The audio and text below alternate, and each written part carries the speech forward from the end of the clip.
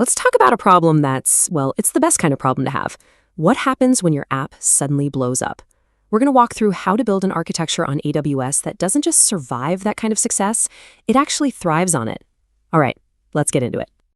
So just imagine it for a second. You wake up, check your phone, and your app is everywhere. It's trending, it's on the news. This is the dream, right? But as that excitement starts to build, this tiny, terrifying question pops into your head. Is my setup ready to launch me into the stratosphere, or is it about to crumble under the weight of my own success? And just like that, the requests start pouring in. What used to be a nice, steady stream of users is now a tidal wave.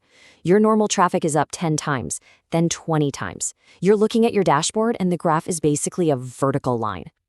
Your servers, the workhorses of your whole application, they are straining. They are screaming for help.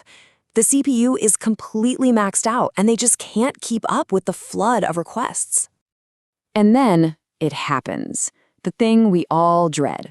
Users are starting to see error messages. The site gets slower and slower until it just gives up completely. Your biggest moment of triumph just turned into a complete technical disaster. But here's the thing. This whole nightmare is completely avoidable. So, how do we avoid that whole meltdown scenario? It's not about just buying bigger, more expensive servers. It's about building a smarter, more flexible system. Let's look at the two absolute cornerstones that make up our first line of defense.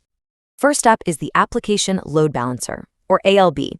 The best way to think about this is as the ultimate traffic director. As that tidal wave of users shows up, the ALB is standing right at the front door, intelligently sending each person to a server that actually has room to help them. This one thing prevents any single server from getting totally swamped. The second piece of this puzzle is the Auto Scaling group, the ASG. So if the ALB is the traffic director, the ASG is the muscle. Its entire job is to make sure you have the perfect number of servers running at all times. It automatically adds more when traffic goes crazy, and, just as important for your wallet, it gets rid of them when things quiet down. And here's how you actually tell it what to do. It all comes down to setting 3 simple numbers. We set a minimum of 2. That way if one server fails, the site stays up. No problem. We set a desired capacity, let's say 4 instances, for just your normal everyday traffic. And the most important one, we set a maximum, say 10, which gives the system permission to scale all the way up to handle that viral moment. Okay, so we've got the traffic director and we've got the muscle. But there's a missing piece, right? The brain. How does the system know when it's time to actually add or remove those servers? It needs some intelligence, a set of rules that lets it make smart decisions on the fly. You've basically got 2 ways to handle this. The first is a rule-based policy. This is kind of the control freak option. You can say something super specific, like if the average CPU is over 70% for 5 minutes straight, then add exactly 2 new servers. But honestly, for most situations, target tracking is way simpler and more elegant. You just give it a goal. You say, hey, my goal is to keep the average CPU usage at a comfortable 50%, and then you let AWS do all the math to figure out how many servers it needs to add or remove to stay on target. Honestly, the best analogy for target tracking is that it works just like the thermostat in your house. Seriously. You set your ideal temperature, in our case, 50% CPU, and the system automatically turns on the heat, adds more servers when things get too busy. And then it turns it off, removing servers when things cool down. It's that simple and that effective. Okay, so our web servers are now rock solid and fully elastic. We're done, right? Not quite. A real-world app has so much more going on. Databases, containers, background jobs. To be truly ready for anything, we need to apply this same auto-scaling mindset to our entire system. Because if you don't, you're just playing a game of whack-a-mole with your bottlenecks. The point is, you have to think about the whole stack. You're using containers with ECS or Fargate? Great, you can scale those too. You're using serverless functions with Lambda? Even better. Scaling is literally built in. You don't have to do anything. And the database? Oh man, the database is usually the first thing to fall over, isn't it? Well, with services like DynamoDB and Aurora Serverless, even that can scale up and down on demand. Now, reacting to traffic is fantastic, but what if we could be even smarter? What if we could handle a huge surge of users without even needing our backend to scale as much?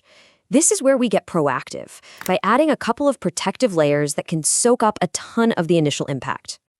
The two most powerful layers you can add are a CDN, like Amazon CloudFront, and a cache, like ElastiCache. CloudFront is amazing. It takes all your images and videos and copies them to servers all over the world, so a request from London never even has to bother your main application.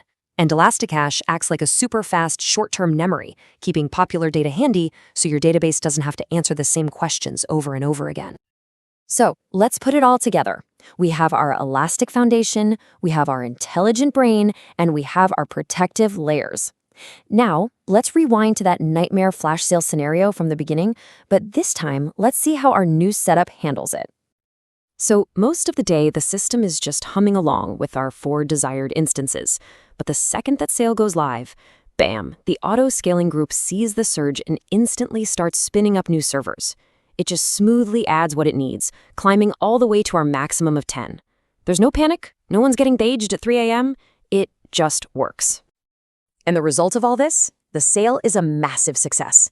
Every customer gets a snappy, responsive experience. And, this is the beautiful part, as soon as the rush is over, the system quietly scales itself right back down to 4 instances. You only paid for that peak capacity for the exact amount of time you needed it. So, when you boil it all down, what did we really build here?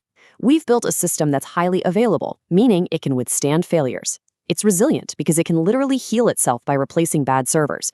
And it's incredibly cost-efficient because you stop wasting money on servers you aren't even using.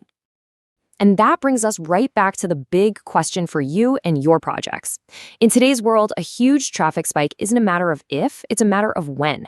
So you have to take a hard look at your own systems and ask yourself, is my architecture built to crumble under pressure, or is it truly built to survive success?